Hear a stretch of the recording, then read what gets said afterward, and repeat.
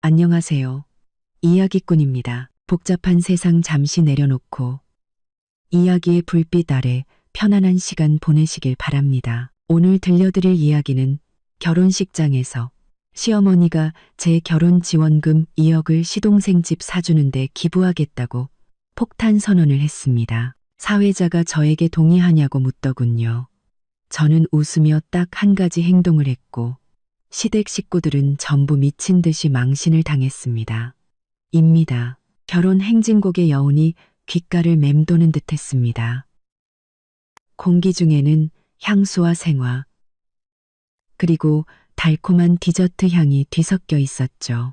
저는 박지연, 고가의 맞춤 웨딩드레스를 입고 눈부신 조명이 쏟아지는 연회장 중앙에 서 있었습니다.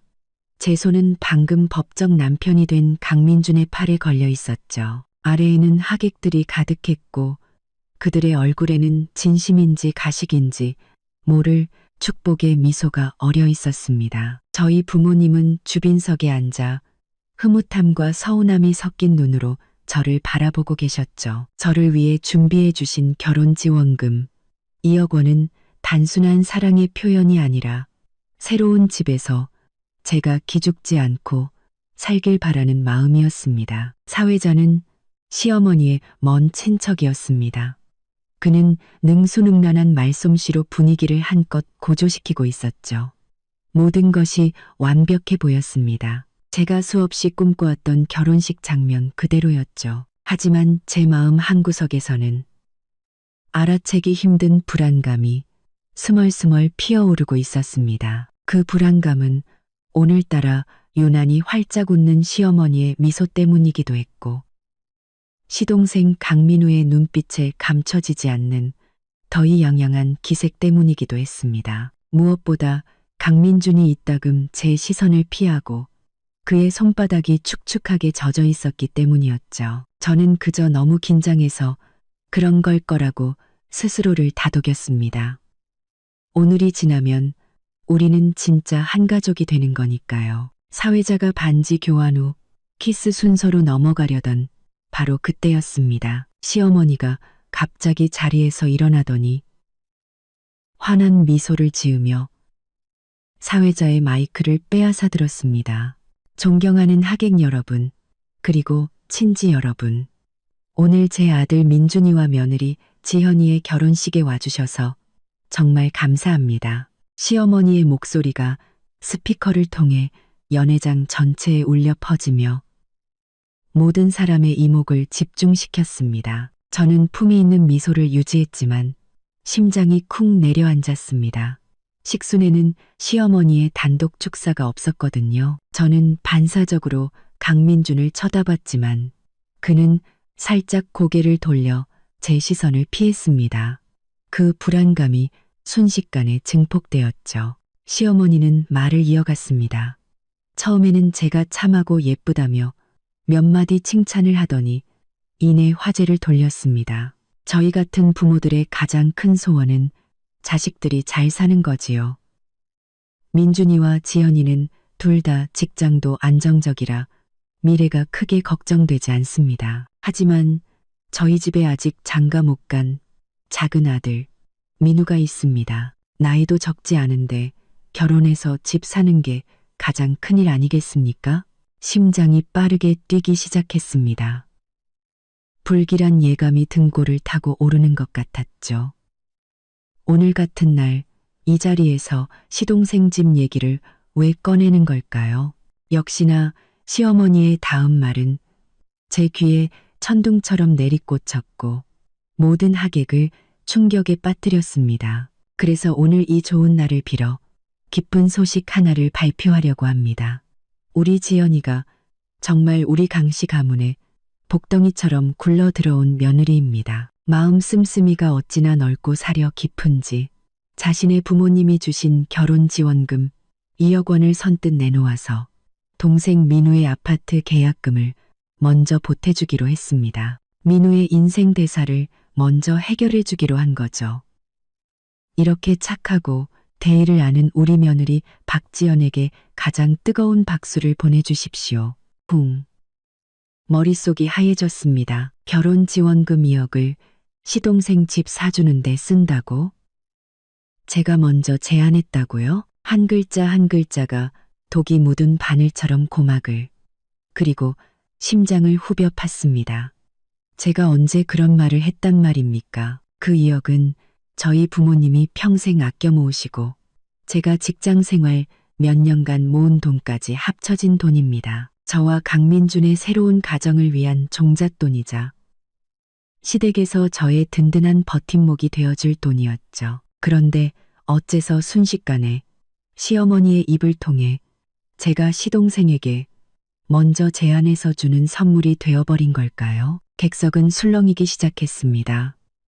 하객들은 소곤거리며 놀라움과 의혹, 그리고 흥미진진한 구경거리를 만났다는 눈빛으로 저를 쳐다봤습니다. 순식간에 새하얗게 질린 저희 부모님의 얼굴과 믿을 수 없다는 눈빛이 보였습니다. 파렴치하고 비열했습니다.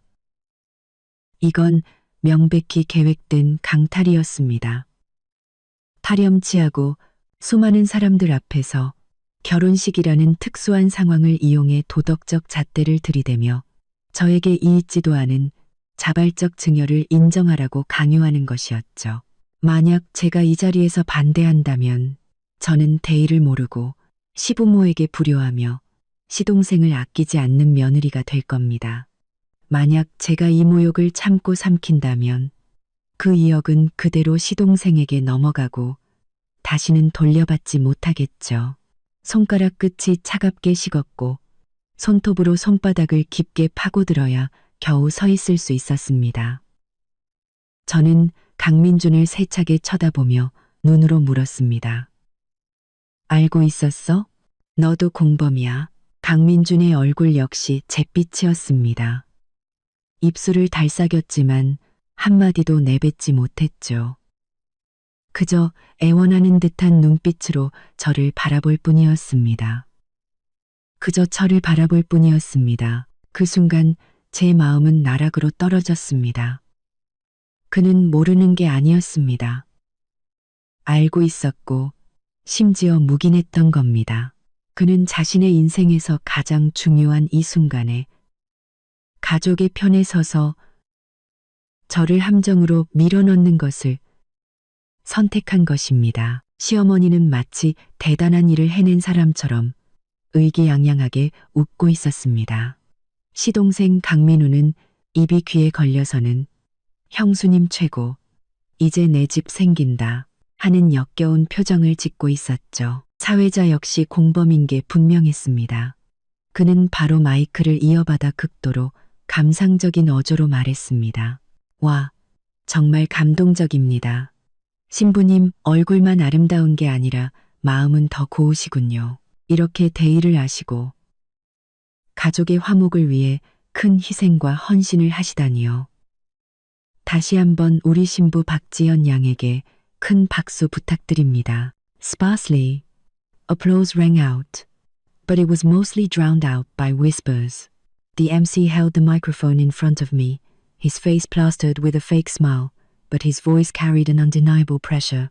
자, 신부님, 여기 계신 모든 친지분들 앞에서 말씀해 주세요. 시어머님의 발표에 동의하십니까? 사랑이 가득 담긴 결혼 지원금 2억 원을 시동생 민우 군에게 증여하여 그가 행복한 가정을 꾸릴 수 있도록 돕는 것에 동의하십니까? 모든 조명과 시선이 제 얼굴에 꽂혔습니다.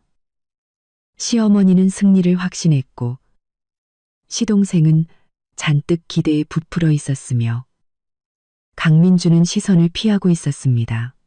사회자는 웃음 속에 칼을 감추고 있었죠. 객석의 하객들은 동정하거나 호기심에 차 있거나 그저 한편의 막장 드라마를 기다리고 있었습니다. 공기가 먹고 시간이 멈춘 듯 했습니다. 피가 머리로 솟구치는 느낌이었고 분노와 굴욕감이 저를 집어삼킬 것만 같았죠. 하지만 이상하게도 극도의 분노 끝에 찾아온 것은 얼음처럼 차가운 이성이었습니다. 울고불고 소리치며 거절하는 건 너무 그들을 편하게 해주는 일이었습니다. 저를 대의를 모르는 사람으로 몰아갈 수도 있었죠. 그들이 저를 공개적으로 인정하게 만들고 싶었다면 저도 기꺼이 인정해 주기로 했습니다. 단, 방식은 제가 정하기로 했죠. 저는 심호흡을 하고 억지로 평정을 되찾았습니다. 충격과 분노로 굳어있던 미소가 다시 생기를 찾았고, 이전보다 훨씬 더 밝고 아름답게 빛났습니다. 저는 강민준의 팔을 가볍게 두드려 저를 놓으라는 신호를 보냈습니다. 그리고 한 걸음 앞으로 나아가 사회자의 손에서 마이크를 자연스럽게 건네받았죠. 제 미소는 더욱 찬란해졌습니다. 저는 의기양양한 시어머니의 얼굴과 기대에 찬 시동생의 눈빛을 차례로 훑어본 뒤 잿빛 얼굴의 강민준에게 시선을 고정했다가 이내 모든 하객을 향해 돌아섰습니다. 제 목소리는 마이크를 통해 선명하고 안정적으로 울려 퍼졌습니다. 심지어 딱 좋을 만큼의 애교 섞인 톤으로요. 사회자님, 정말 좋은 질문을 해주셨네요. 저는 살짝 미소 지으며 눈웃음을 쳤습니다. 해맑아 보였지만 무대 위의 시댁 식구들은 어쩐지 심장이 철렁 내려앉는 기분이었을 겁니다. 이 2억 원의 결혼 지원금에 대해서 저도 사실 생각이 좀 있었거든요. 마침 오늘 이 자리를 빌려서 여러분과 제 생각을 나눠볼까 합니다. 시어머니의 얼굴에서 미소가 굳었습니다. 제가 이렇게 침착하게 나올 줄은, 심지어 생각을 나누겠다고 말할 줄은 예상 못한 것 같았습니다. 강민주는 제가 통제 불가능한 말을 할까봐 초조하게 저를 쳐다봤죠. 저는 일부러 잠시 말을 멈춰 모든 사람의 궁금증을 자아냈습니다. 그리고 천천히 말을 이었죠. 하지만 제 생각을 나누기 전에 먼저 해야 할 일이 있는 것 같네요.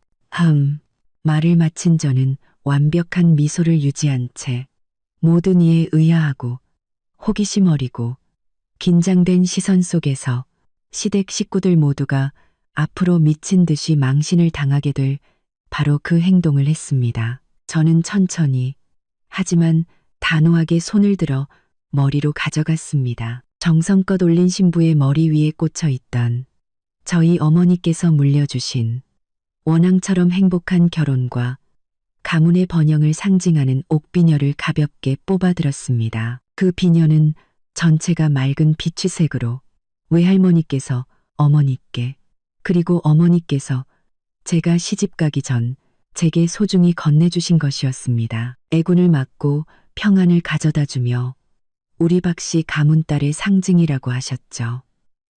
조명 아래 비녀는 온화한 빛을 뿜어냈습니다. 사람들은 영문을 몰라 어리둥절했습니다. 사회자와 시댁 식구들도 멍하니 서 있었죠. 비녀를 뽑다니 뭘 하려는 걸까요? 어떤 의식이라도 되는 걸까요?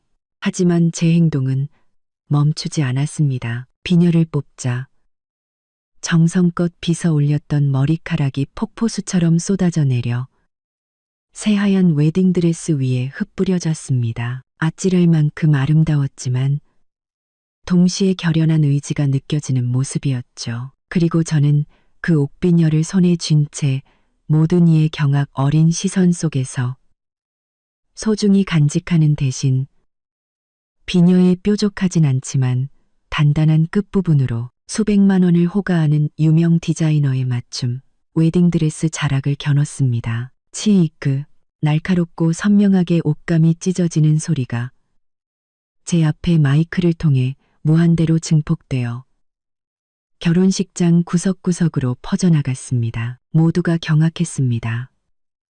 저 신부 박지연이 제 결혼식장에서 제 손으로 직접 옥비녀를 사용해 웨딩드레스를 찢어버린 것입니다. 허벅지 옆선부터 드레스 끝자락까지 길고 흉측한 상처가 생겼습니다.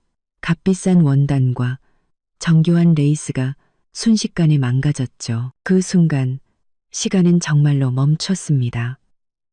음악도, 대화도, 심지어 숨소리마저 멎은 듯 했습니다. 시어머니는 입을 떡 벌린 채 눈이 튀어나올 것 같았습니다.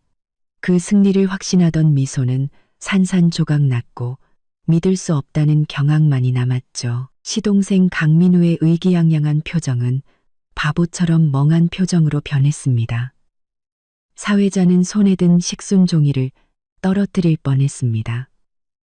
바보처럼 멍한 표정으로 변했습니다. 수백 번의 결혼식을 진행했지만 이렇게 소름 끼치는 광경은 처음이었을 겁니다. 가장 큰 충격을 받은 것은 강민준이었습니다. 그는 새하얗게 질린 얼굴로 저에게 달려와 손을 잡으려 했습니다. 그의 목소리는 떨리고 있었죠. 지연아, 너 지금 뭐 하는 거야? 객석의 하객들은 그야말로 아수라장이 되었습니다. 경악의 탄성, 흐느낌, 웅성거리는 소리가 파도처럼 밀려왔습니다. 저희 부모님은 벌떡 일어나 걱정과 의문이 가득한 얼굴로 저를 보셨지만 제 침착하고 오히려 미소 띤 눈빛을 보시고는 다시 억지로 자리에 앉으셨습니다. 딸을 믿기로 하신 거죠. 저는 모든 사람의 반응을 무시하고 찢어진 드레스 자락을 살짝 들어올려 그 상처를 더욱 잘 보이게 했습니다. 그리고 다시 옥비녀를 흐트러진 머리칼 사이에 꽂았습니다. 머리는 엉망이고 비녀는 비스듬히 꽂혔지만 어딘지 모르게 파괴적이면서도 강인한 기운이 느껴졌습니다. 저는 다시 마이크를 들었습니다. 얼굴에는 여전히 밝은 미소가 있었지만 눈빛은 서리처럼 차가웠습니다. 제 목소리는 스피커를 통해 한치의 흔들림 없이 선명하게 울려 퍼졌습니다. 사회자님, 아까 저에게 물으셨죠? 저희 부모님이 주신 결혼 지원금 2억을 시동생 집 사주는데 동의하냐고요. 맞죠? 저는 잿빛이 된 시댁 식구들을 훑어본 뒤 새파랗게 질린 사회자의 얼굴에 시선을 고정하고 또박또박 분명하게 말했습니다. 제 대답은 이겁니다.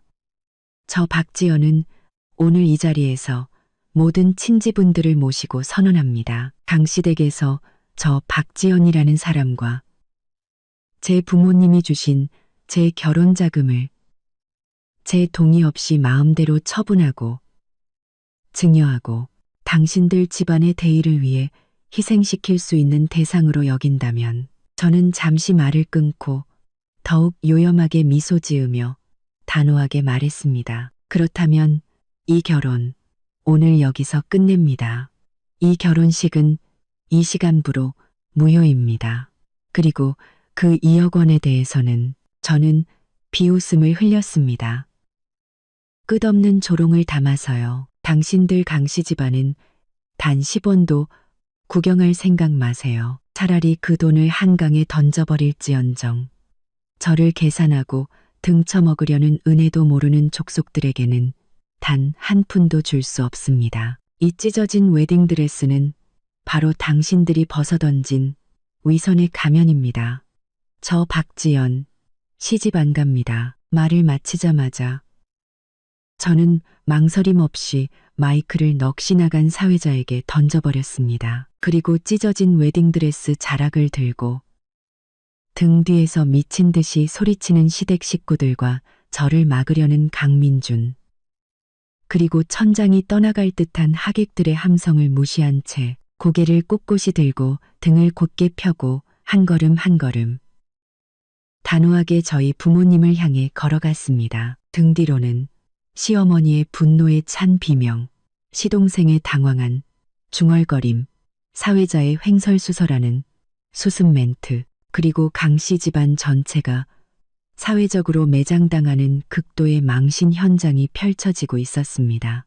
나의 결혼식은 그들 악몽의 시작이 되었습니다. 그리고 이것은 제 반격의 첫걸음에 불과했습니다. 진짜 쇼는 이제부터 시작이니까요. 하이힐이 바닥을 두드리는 소리가 정적이 흐른 뒤 폭발적으로 터져나온 소음 속에서 유난히 선명하고 단호하게 울렸습니다. 저 박지연은 등을 곧게 펴고 그 값비싼, 하지만 이제는 제 손으로 직접 찢어버린 웨딩드레스를 든 채 한 걸음 한 걸음 주빈석에 부모님을 향해 걸어갔습니다. 등 뒤는 아수라장이 된 연회장이었죠. 세상에, 신부가 웨딩드레스를 찢었어. 시집 안 간대. 저 여자 시집 안 간다고 했어. 결혼 지원금 2억을 시동생한테 주라니 저 강씨 집안 제정신이야? 어쩐지 오늘 분위기가 이상하다 했어. 이런 속셈이었군. 와, 저 신부 진짜 대단하다. 그 자리에서 그냥 엎어버리네. 찍어. 대박 사건이야. 웅성거림, 탄성, 카메라 셔터 소리, 그리고 상황 파악 못하고 신나서 떠드는 몇몇 친척이나 하객들, 심지어 놀라서 우는 아이의 울음소리까지 뒤섞여 극도의 부조화를 이룬 배경음악이 되었습니다. 낭만적이고 따뜻했던 결혼식장은 순식간에 대형 구경거리이자 재난 현장으로 변해버렸죠. 수많은 시선이 스포트라이트처럼 제 등에 꽂히는 것이 느껴졌습니다. 충격, 동정, 호기심, 그리고 고소하다는 눈빛까지. 하지만 그 모든 것은 이제 저와 상관없었습니다. 처음에 격렬한 심장 박동이 지나간 후 오히려 이상할 정도로 평온이 찾아왔습니다. 배수진을 친 후의 냉정함이 저를 감쌌죠. 박지연, 너 거기 안 서. 시어머니, 김미숙네 이름 하나 붙여주죠. 이 날카롭고 귀에 거슬리는 목소리가 가장 먼저 혼란을 뚫고 터져나왔습니다. 그녀는 아마 평생 이런 치욕을 당해본 적이 없었을 겁니다. 특히 자신이 승리를 확신하고 작은 아들을 위한 전리품을 막 손에 넣으려던 순간에요. 그녀는 거의 무대에서 뛰어내리다시피 했고 너무 서두른 나머지 하이힐이 꺾여 품이라고는 찾아볼 수 없는 모습이었습니다. 너 지금 무슨 미친 짓이야. 똑바로 말해. 이 결혼이 네가 안 한다고 하면 안 하게 되는 거야? 우리 강씨 집안 체면을 어디다 팔아먹으려고. 저는 걸음을 멈추지 않았습니다. 고개조차 돌리지 않았죠. 그녀와 말 섞는 것은 시간 낭비였습니다. 그녀가 지금처럼 격분할수록 그녀의 이전 계획이 얼마나 추악했는지만 드러날 뿐이었죠. 지현아, 박민준의 목소리도 들려왔습니다. 당황과 애원이 섞인 목소리였죠. 그는 빠른 걸음으로 저를 따라와 팔을 잡으려 했습니다. 강민준의 목소리였죠. 지현아, 충동적으로 굴지 마. 무슨 일이든 우리 차분하게 얘기하자. 엄마, 그게 지현이가 그냥 순간적으로 홧김에 그런 뜻이 아닐 거야. 오늘 손님들도 이렇게 많은데 제발 이러지 마. 응? 저는 그의 손을 세차게 뿌리쳤습니다. 그 힘에 그가 비틀거렸죠. 저는 걸음을 멈추고 드디어 몸을 돌려 불과 몇 분 전까지 제 남편이었던 남자를 차갑게 바라보았습니다. 그의 얼굴에는 당황과 민망함, 그리고 사람들 앞에서 망신을 당한 것에 대한 분노가 있었지만 제가 받은 굴욕에 대한 일말의 미안함이나 안타까움은 보이지 않았습니다. 이러지 말라고? 저는 차가운 미소를 지었습니다. 목소리는 크지 않았지만 주변 몇몇 사람에게는 똑똑히 들릴 정도였죠. 박민준, 도대체 누가 이러는 건데? 내 엄마가 내 동의도 없이 모든 하객들 앞에서 내 부모님이 주신 2억을 내 동생한테 준다고 발표했을 때 넌 왜 그게 이러는 거라고 말하지 않았어? 사회자가 나한테 동의하냐고 윽박지를 때 넌 왜 벙어리처럼 서 있기만 했어? 이제 와서 내가 반항하니까 내가 이러는 거라고? 연이은 제 질문은 차가운 채찍처럼 그의 얼굴을 후려쳤습니다. 그의 얼굴이 불그락푸르락해졌고 입술을 떨었지만 제대로 된 반박 한마디 하지 못했습니다. 그저 아니야. 내 말 좀 들어봐. 네가 생각하는 그런 게 아니야. 라고 반복할 뿐이었죠.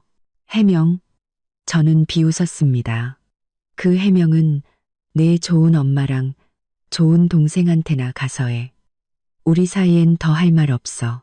말을 마친 저는 더 이상 그의 나약하고 무능한 얼굴을 보지 않고 부모님을 향해 걸어갔습니다. 부모님은 이미 일어나 계셨습니다. 엄마는 눈가가 벌개져 있었죠. 단단히 화가 나신 동시에 마음이 찢어지시는 게 분명했습니다. 하지만 아빠의 손을 꽉 잡고 평정심을 잃지 않으려 애쓰고 계셨습니다. 아빠는 얼굴이 굳어 있었고 거친 숨을 내쉬고 계셨죠. 산전수전 다 겪으신 그 눈에는 지금 분노와 냉기가 가득했습니다. 두 분은 제가 다가오는 것을 보고 바로 앞으로 마주 나왔습니다. 지현아. 엄마의 목소리는 잠겨 있었지만 최대한 침착함을 유지하려 애쓰셨습니다. 괜찮아. 엄마 아빠가 있어. 아빠는 아무 말씀도 하지 않으시고 그저 제 어깨를 힘껏 두드려 주셨습니다.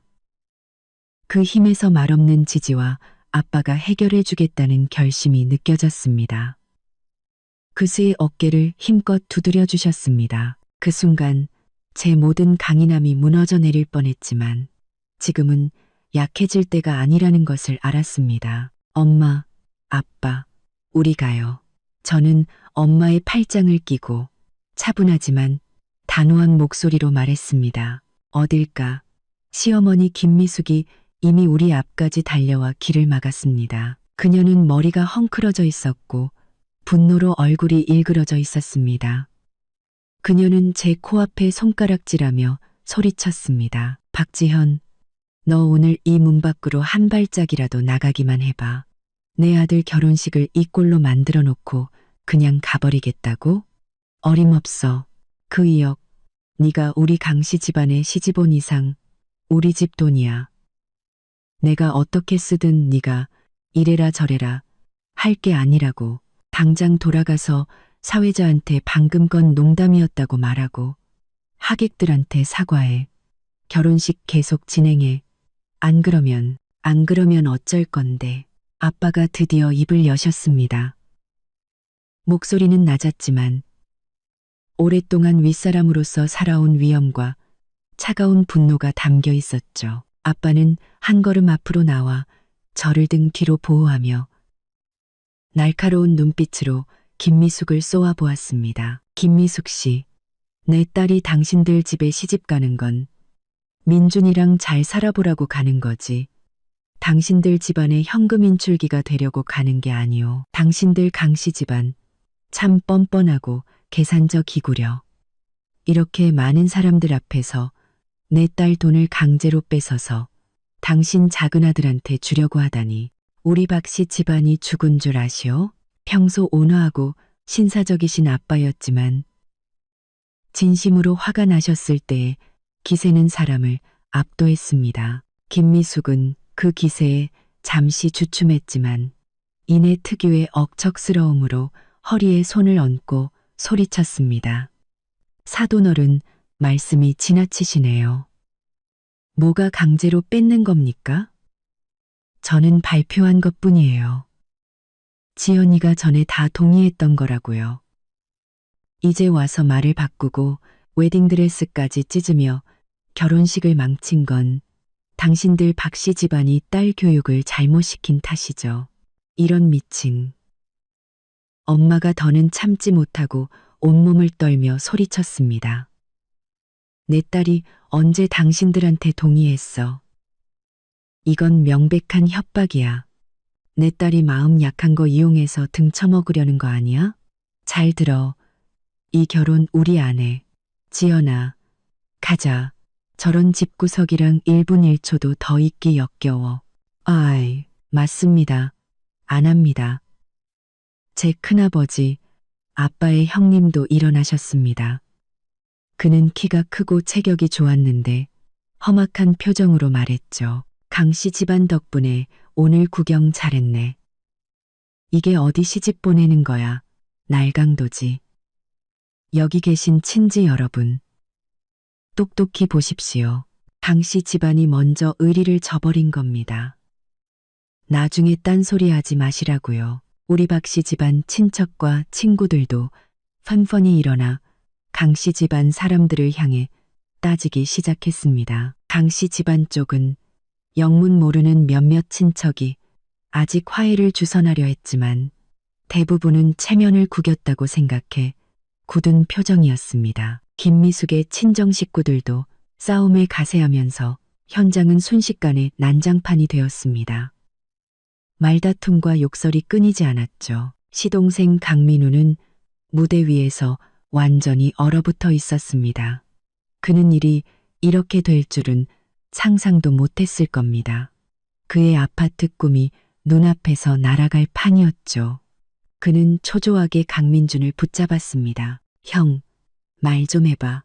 형수님이 저러면 내 집은 어떻게? 강민준은 동생에게 붙잡힌 채 통제불능의 상황과 우리 박씨 집안 사람들의 단호한 태도, 특히 제 차갑고 낯선 눈빛을 보며 완전히 패닉에 빠졌습니다. 그는 횡설수설하며 김미숙에게 말했습니다. 엄마, 그만 좀 하세요. 일단 지연이부터 진정시켜야. 진정? 내가 진정이 안 돼.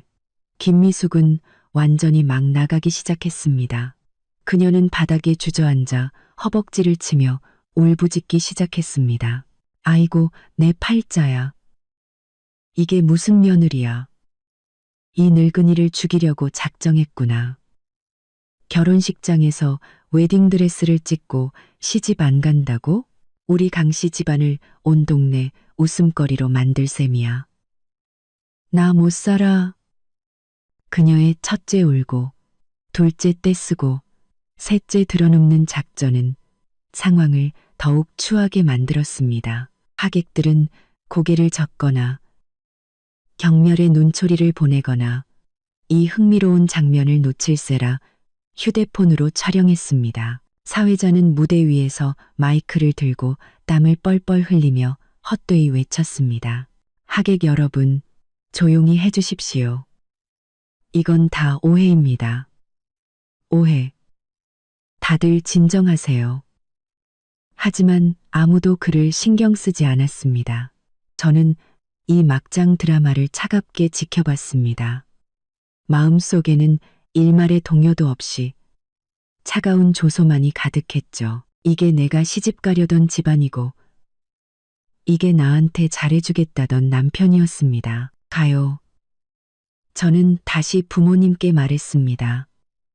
목소리는 작았지만 유난히 선명했죠. 아빠는 고개를 끄덕이고 우리 박씨 집안 친척들에게 함께 떠나자는 신호를 보냈습니다. 아빠는 난장판이 된 현장을 둘러보다가 김미숙을 부축하려는 강민준에게 마지막으로 시선을 고정하고 낮은 목소리로 말했습니다. 강민준 군. 오늘 이 소동에 대해 당신들 강씨 집안은 우리 박씨 집안에 반드시 책임을 져야 할 걸세. 결혼은 이걸로 끝이야. 이후의 일은 우리 변호사가 연락할 걸세.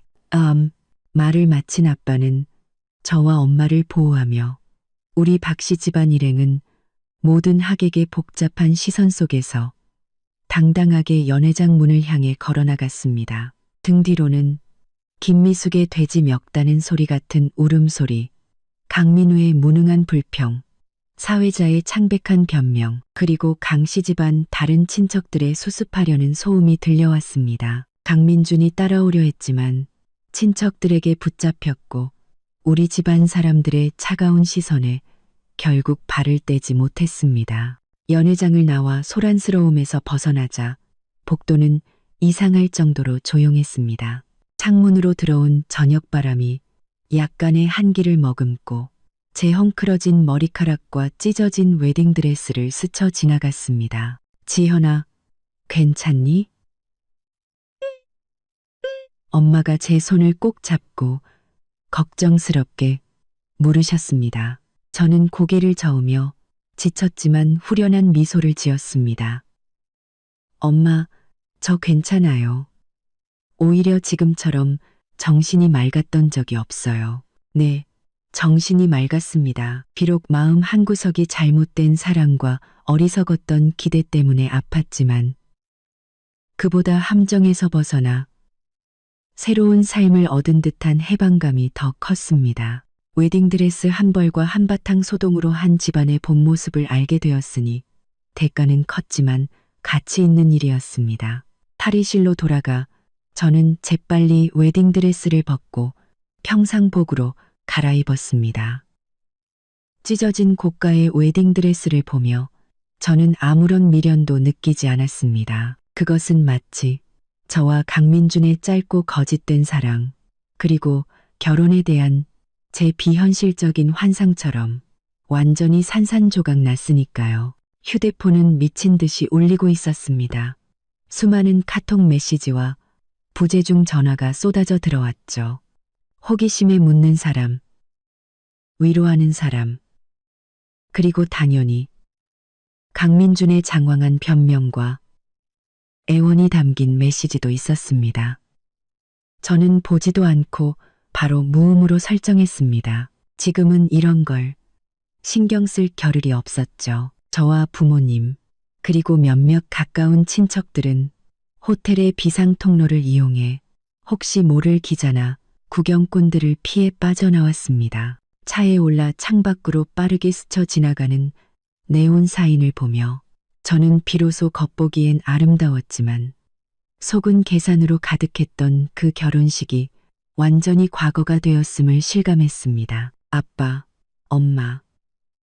저는 심호흡을 하고 입을 열었습니다. 그 결혼지원금 2억은 아직 제 통장에 있어요. 그들은 10원 한 장도 못 건드려요. 그리고 전에 강씨 집에서 준 예단비 5천만 원은 어떻게 하죠? 아빠는 운전을 하며 침착하게 말씀하셨습니다. 예단비는 일단 신경 쓰지 마라. 변호사가 처리할 거야. 결혼을 파탄낸 건 명백히 강씨 집안의 잘못이니 그 돈을 돌려달라고 할 면목도 없을 거다. 설사 소송을 걸어와도 우린 겁낼 것 없어. 지금 중요한 건 네가 강민준과 정말로 되돌릴 수 없는지 확실히 생각하는 거야. 저는 창밖을 바라봤습니다. 도시의 불빛이 눈앞에서 흐릿하게 번졌습니다. 되돌린다고요? 오늘 그 치밀하게 계획된 굴욕을 겪고 강민준의 나약함과 그들 가족의 계산적인 모습을 본 이후에요. 저는 가볍게 고개를 저었습니다. 목소리는 작았지만 단호했죠. 아빠, 끝났어요. 그가 무대 위에서 침묵을 선택하고 그의 엄마가 저에게 그 2억을 인정하라고 강요하는 걸 지켜봤을 때부터 저와 그는 끝났어요. 알겠다. 아빠는 더 이상 권하지 않으시고 낮은 목소리로 말씀하셨습니다. 그럼 내 뜻대로 하자. 나머지는 아빠한테 맡겨. 차는 평온하게 집으로 향했습니다. 집에 돌아가면 친척들의 질문, 친구들의 걱정, 그리고 이 난장판을 수습하는 등 더 많은 일이 기다리고 있다는 것을 알았습니다. 하지만 저는 차창에 기댄 채 마음속 평온을 느꼈습니다. 싸움은 이제 막 시작되었습니다. 그리고 저 박지연은 준비가 되었습니다. 강씨 집안이 제 피를 빨아먹으려 했다면 과연 마지막에 누가 껍질까지 벗겨지게 될지 두고 볼 일이었습니다. 결혼식은 끝났지만 진짜 쇼는 이제 막 시작된 셈이니까요. 강씨 집안의 망신은 이제 겨우 시작에 불과했습니다. 저는 그들이 오늘 저지른 행동에 대해 더 끔찍한 대가를 치르게 할 겁니다. 집에 돌아오니 이미 깊은 밤이었습니다. 창밖 도시의 소음은 차단된 듯 했고 집안에는 재난을 겪고 난 후에 고요함만이 감돌았습니다. 웨딩드레스는 아무렇게나 봉투에 쑤셔 넣었습니다. 그 흉측한 찢어진 자국은 제가 겪은 황당한 사건을 상기시키는 상처와 같았죠. 엄마는 붉어진 눈으로 제게 따뜻한 물 한 잔을 따라주시며 잠긴 목소리로 말씀하셨습니다. 지연아, 일단 따뜻한 물로 샤워하고 좀 쉬어. 아무 생각도 하지 말고. 저는 고개를 끄덕이며 컵을 받았습니다.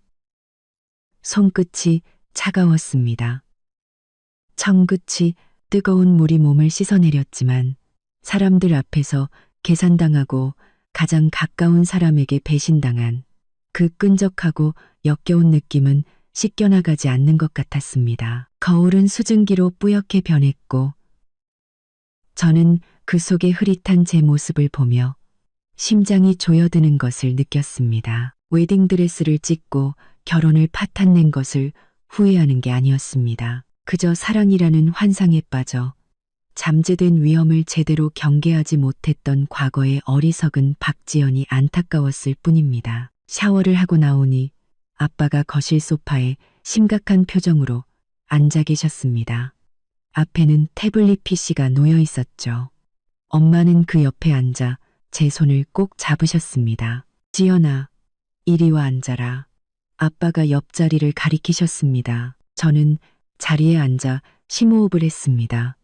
심판의 시간이 왔음을 알았죠. 감정의 상처는 시간이 약이지만 현실적인 문제는 즉시 해결해야 했습니다. 이제 우리끼리니까 아빠 엄마한테 솔직하게 말해봐라. 아빠는 저를 보셨습니다. 눈빛은 날카로웠지만 저를 보호하려는 마음이 가득 담겨 있었죠. 그 2억 원이랑 강 씨 집에서 준 예단비에 대해서 결혼 전에 정확히 어떻게 얘기가 됐었니? 네가 어떤 상황에서든 하다못해 농담으로라도 그 돈을 강민우 집 사주는데 주겠다고 한 적이 있니? 없어요. 절대 없어요. 저는 단호하게 대답했습니다. 감정이 격해졌죠. 아빠, 엄마. 제가 아무리 바보라도 그런 약속을 할 리가 없잖아요. 그 2억은 두 분이 힘들게 모으신 돈이고 제 미래의 버팀목이에요.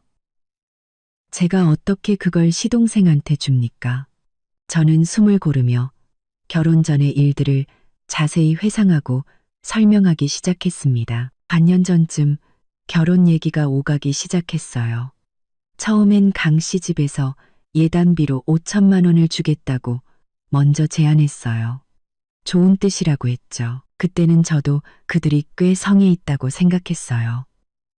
그리고 부모님께서도 우리 집은 돈이 부족하지 않으니 예단비는 그들 성의껏 하라고 하셨죠. 그 5천만 원은 제가 다시 가져가고 부모님이 주시는 2억과 합쳐서 총 2억 5천만 원을 우리 신혼 가정의 종잣돈으로 쓰기로 했어요.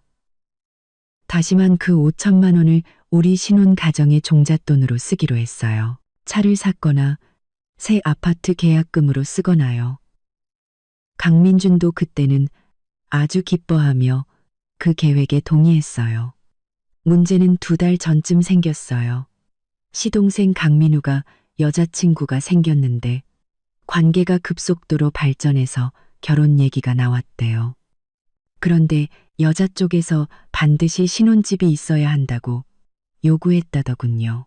엄마가 참지 못하고 끼어드셨습니다. 그래서 그들이 내 돈을 노리기 시작한 거구나. 처음에는 떠보기였어요. 저는 냉소했습니다. 먼저 강민준이 제 앞에서 자꾸 한숨을 쉬면서 부모님이 민우 집 문제로 걱정이 많으시다고 했어요. 계약금이 한참 모자란다고요. 늙으신 부모님이 평생 고생하셨는데 형으로서 마음이 안 좋다고 했죠. 저는 그때 바보같이 그를 위로하면서 젊은이들은 스스로 노력할 수 있고 민우 여자친구 집에서도 같이 방법을 찾아보라고 했어요. 그 후로는 김미숙, 제 좋은 시어머니가 등장했죠. 그녀는 몇 번이나 제 앞에서 제가 동시하고 집안이 좋다고 칭찬하면서 민우 여자친구가 저와는 달리 사려 깊지 못하고 억지로 집을 사달라고 조른다고 했어요. 말의 뉘앙스는 우리 집안 형편이 좋으니 좀 도와줄 수 없냐는 거였죠. 아빠의 미간이 찌푸려졌습니다. 그래서 넌 뭐라고 답했니? 저는 명확히 거절했어요. 제가 말했습니다. 저는 그 2억은 저희 부모님이 주신 거고 저와 강민준이 잘 살라고 주신 돈이지 강 씨 집안의 공동 재산도 아니고 시동생을 위한 돈은 더더욱 아니라고 분명히 말했어요. 그때 김미숙 씨 표정이 안 좋았지만 더 이상 말은 안 했어요. 나중에 강민준이 대신 사과하면서 자기 엄마는 그냥 솔직해서 그런 거니 마음에 담아두지 말라고 했죠. 지금 생각해보면 그건 솔직한 게 아니라 치밀한 떠보기였어요. 제 태도가 단호한 걸 보고 그들은 오늘 결혼식에서 저를 궁지로 몰아넣는 작전을 짠 거죠. 분위기와 여론을 이용해서 제가 어쩔 수 없이 인정하게 만들려고요. 그럼 증거로 남은 게 있니? 예를 들면 카톡 대화 같은 거. 아빠가 날카롭게 물으셨습니다. 그 한마디에 분노와 슬픔에 잠겨 잊을 뻔했던 가장 중요한 것, 증거가 떠올랐습니다. 있어요. 저는 바로 일어나 방으로 가서 휴대폰을 가져왔습니다. 아까는 무음으로 해놓고 강민준의 메시지를 무시했지만 지금은 그것이 중요한 증거였습니다. 저는 빠르게 대화 기록을 찾았습니다. 이거 보세요. 저는 아빠에게 휴대폰을 건넸습니다. 한 달 전쯤 김미숙 씨가 카톡으로 또 넌지시 떠봤어요. 민우가 봐둔 아파트가 있는데 계약금이 1억인데 자기들이 4천만 원을 모았는데 6천만 원이 부족하다고 우리가 좀 빌려줄 수 없냐고요. 대화 기록 속에서 김미숙의 말투는 상의하는 듯했지만 당연하다는 듯한 뉘앙스가 섞여 있었습니다. 그리고 제 당시 답변은 매우 명확했죠. 어머님, 저와 민준 씨도 미래를 계획하고 있고 저희 돈은 계획이 다 있어서 어려울 것 같아요. 민우 씨 집 문제는 그와 여자친구가 더 노력하는 게 맞다고 생각해요. 김미숙은 라고 답한 뒤 포기하지 않고 덧붙였죠. 지연아, 내가 잔소리하는 것 같아도 이제 한 가족인데 형제끼리 서로 돕는 건 당연한 거야. 민준이가 형이니까 동생 돕는 게 도리지. 저는 당시 도리는 도리지만 형편에 맞게 해야죠. 죄송하지만 어머님, 그건 못 도와드려요. 라고 답했습니다. 그 후로는 그녀가 돈 빌려달라는 얘기를 꺼내지 않았죠. 그리고요. 저는 다시 강민준과의 대화 기록을 찾았습니다. 결혼식 일주일 전쯤 강민준이 갑자기 저한테 그 2억이 든 통장이 예단비랑 같이 있냐고 아니면 따로 있냐고 물었어요. 저는 따로 있다고 답했죠. 강민준이 갑자기 저한테, 강민준이 갑자기 저한테, 그랬더니 또 떠보듯이 결혼식 날 그 통장을 가지고 올 거냐고 묻더라고요. 저는 당연히 안 가져간다고. 그렇게 중요한 건 집에 둔다고 했어요. 그랬더니 그도 그렇지 그냥 물어본 거야 라고 했어요. 지금 와서 생각해보니 그들은 돈의 행방을 알고 싶었던 거고 심지어 결혼식장에서 제가 직접 통장을 건네주는 쇼를 상상했을지도 몰라요. 제가 통장을 안 가져온다는 걸 알고 차선책으로 일단 말로만 발표하고 나중에 저를 압박해서 받아내려 한 거죠. 이 대화 기록들은 아주 중요해. 특히 내 시어머니와의 대화. 네가 명확히 거절했다는 걸 보여주고 그 후 결혼식에서 그녀가 네가 자발적으로 증여했다고 공언한 것은 명백한 거짓말이자 사기야. 아빠가 낮은 목소리로 말씀하셨습니다. 눈빛이 차가웠죠. 또 있니? 저는 필사적으로 기억을 더듬다가 한 가지 디테일이 떠올랐습니다. 맞아요. 결혼식 3일 전에 강민준이랑 마지막으로 식순을 확인했는데 사회자 쪽에서 보내준 식순에는 시어머니가 기쁜 소식을 발표하는 순서가 아예 없었어요. 저는 그때 식순이 깔끔하다고 생각했는데 지금 보니 그 순서는 임시로 추가되었거나 아예 그들과 사회자가 저 몰래 짜고 친 거였어요. 그 말은 즉 사회자도 공범이었다는 거네. 엄마가 화가 나서 손을 떨었습니다. 그들이 작정하고 내 딸한테 덫을 놓은 거였어. 아빠, 엄마. 저는 두 분을 보며 제 결심을 말했습니다. 이 결혼, 저는 절대 다시 할 수 없어요. 저와 강민주는 이미 구청에 가서 혼인신고를 했어요. 법적으로는 부부죠. 지금 당장 이혼해야 해요. 혼인신고를 했다는 말에 부모님의 표정이 더욱 굳어졌습니다. 네. 저와 강민주는 결혼식 일주일 전에 혼인신고를 했습니다. 겹경사라고 생각했는데 지금은 가장 큰 걸림돌이 되었습니다. 결혼식만 하고 신고를 안 했다면 헤어지는 게 훨씬 간단했을 텐데요. 하지만 지금은 법적인 부부관계 해소가 필요했습니다. 이혼은 당연히 해야지. 아빠가 단호하게 말씀하셨습니다. 하지만 그들을 편하게 해줄 순 없어. 예단비 5천만 원은 한 푼도 돌려줄 생각 마라. 그뿐만 아니라 오늘 결혼식의 모든 손실, 호텔, 웨딩업체, 식대 중 우리 집에서 낸 부분은 전부 강씨 집안에서 부담해야 해. 정신적 피해 보상도 받아낼 거다. 바로 그때 제 휴대폰 화면이 다시 켜졌습니다. 강민준의 전화였죠. 그는 이미 수십 통의 전화를 걸고 수십 개의 장문 메시지를 보낸 상태였습니다. 저는 바로 거절 버튼을 누르고 카톡을 열어 그가 보낸 메시지를 확인했습니다. 가장 처음 온 메시지는 결혼식이 막 끝났을 때 보낸 것이었습니다. 지연아, 집에 도착했어? 미안해. 오늘 일은 정말 엄마가 그렇게 말할 줄 몰랐어. 제발 전화 좀 받아줘. 우리 얘기 좀 하자. 다 오해야. 네가 화난 건 알겠지만 어떻게 그 자리에서 웨딩드레스를 찍고 결혼 안 한다고 할 수가 있어? 그럼 나는 어떡하라고? 양가 체면은 뭐가 돼? 그리고 30분 뒤에 온 메시지. 지연아, 제발 부탁할게. 전화 좀 받아줘. 엄마 지금 충격으로 몸져 누우셨어. 집안은 엉망이야. 그 2억, 엄마가 잘못한 거 맞아. 내가 대신 사과할게. 하지만 이미 벌어진 일이잖아. 우리 좀 진정하고 얘기하면 안 될까? 결혼식 비용도 다 썼고, 손님들도 다 불렀는데, 순간적인 충동 때문에 모든 노력을 물거품으로 만들 순 없잖아. 가장 최근 메시지는 몇 분 전에 온 것이었고, 말투에는 이미 원망과 비난이 섞여 있었습니다. 박지연, 너 꼭 그렇게 독하게 굴어야겠어?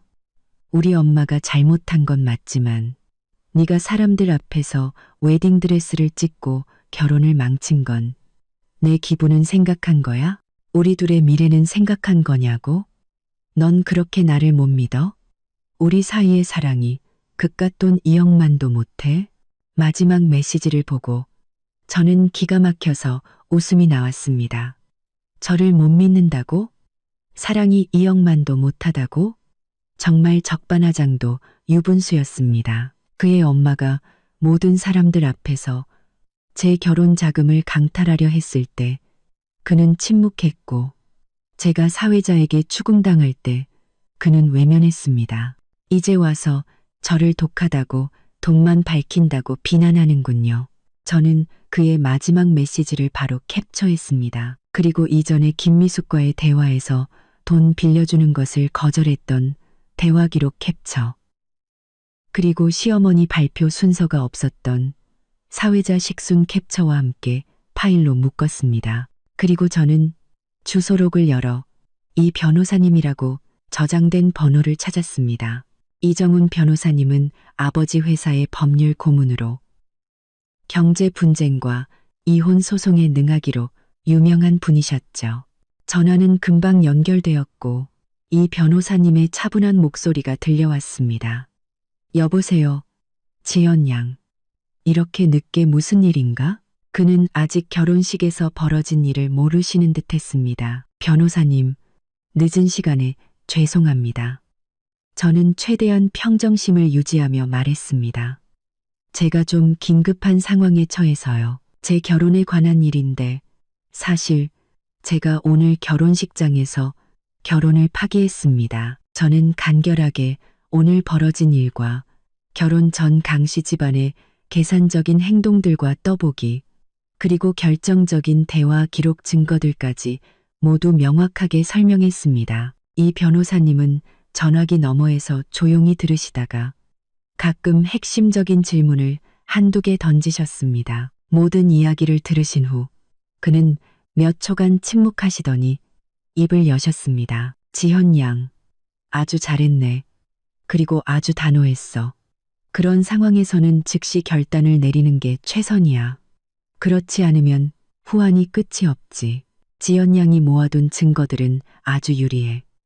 특히 시어머니의 요구를 명확히 거절한 대화 기록과 식수는 상대방에게 사기 의도가 있었음을 충분히 증명할 수 있네.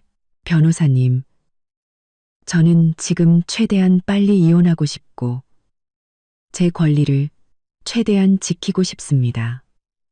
강 씨 집에서 준 예단비 5천만 원은 한 푼도 돌려주고 싶지 않아요. 그리고 결혼식 손실과 정신적 피해 보상도 모두 청구하고 싶습니다. 이 변호사님의 목소리는 전문가다운 냉정함을 띠고 있었습니다. 알겠네. 비록 혼인신고를 해서 법적으로 부부지만 혼인 관계 지속 기간이 극히 짧고 상대방이 공개적인 장소에서 사기 행위로 개인 재산을 침해하려 하여 혼인이 파탄에 이른 점을 고려하면 귀책 사유는 명백히 강 씨 쪽에 있네. 이런 경우 예단비 반환 거부를 주장하고 상대방에게 관련 손실 및 정신적 피해 보상을 요구하는 것은 충분한 법적 근거가 있네. 제가 최대한 빨리 내용 증명을 작성해서 우리 쪽의 입장과 요구사항을 명확히 전달하겠네. 그리고 당분간 강민준이나 그 가족과 직접적인 소통은 피하도록 하게. 상대방에게 말려들거나 불리한 증거를 남기지 않도록 말이야. 네, 변호사님, 모든 걸 맡기겠습니다. 저는 한숨 돌렸습니다. 전문가가 맡아주니 마음이 한결 놓였습니다. 전화를 끊고 저는 파일로 묶은 증거들을 이 변호사님의 이메일로 보냈습니다. 이 모든 것을 마치고 나니 온몸에 힘이 빠지는 것 같았지만 마음은 전례 없이 맑고 단단해졌습니다. 다 처리됐니? 아빠가 물으셨습니다. 저는 고개를 끄덕였습니다. 네, 이 변호사님께서 처리해 주실 거예요.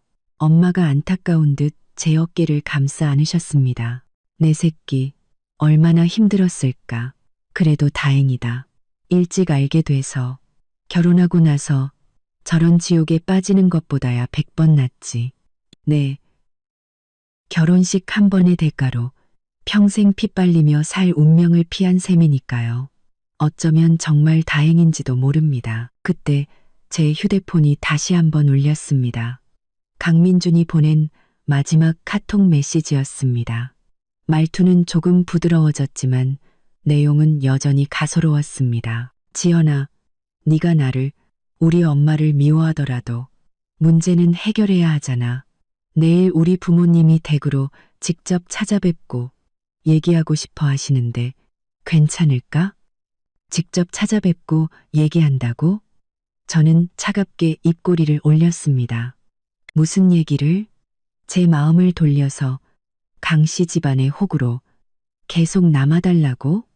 아니면 그 2억을 어떻게 빌려줄지 얘기하자고? 저는 휴대폰을 들어 딱 2글자를 답장했습니다. 그것은 이 관계와 이 가족에 대한 저의 마지막 판결이었습니다. 됐어. 그리고 망설임 없이 강민준의 모든 연락처, 전화번호, 카톡, SNS 계정까지 전부 차단하고 삭제했습니다. 세상이 순식간에 조용해졌습니다. 이제 다음 싸움터는 법정이고 여론입니다.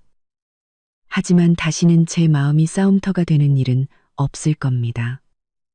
저의 심판은 이제 막 시작되었으니까요. 강 씨 집안 각오 단단히 하세요. 그 후 이틀 동안 저는 집에 틀어박혀 휴대폰도 꺼두고 불필요한 외부와의 접촉을 모두 끊었습니다. 상처를 치유할 시간과 공간이 필요했고 다음 단계를 냉정하게 계획해야 했습니다. 부모님은 저를 배려하여 방해하지 않으시고 그저 여러 가지 맛있는 음식을 해주시며 조용한 위로를 건네주셨습니다. 저는 바깥 세상이 이미 난리가 났을 거라는 걸 알았습니다. 결혼식에서의 대반전은 친척과 친구들, 심지어 지역 커뮤니티에서 계속해서 회자될 뜨거운 화제였으니까요. 가끔 휴대폰을 켜면 수많은 미확인 메시지와 부재중 전화 알림이 쏟아졌습니다. 대부분은 무시했고 진심으로 저를 걱정하는 몇몇 친구에게만 간단히 안부를 전했습니다. 강민주는 예상대로 제 모든 연락처가 차단되자 제 친구들을 통해 연락을 시도했습니다. 제 절친인 수진이가 그에게서 받은 메시지를 캡처해서 보내줬죠. 수진아, 부탁인데 지연이한테 전화 좀 받으라고 해줄래? 정말 걔가 생각하는 그런 게 아니야.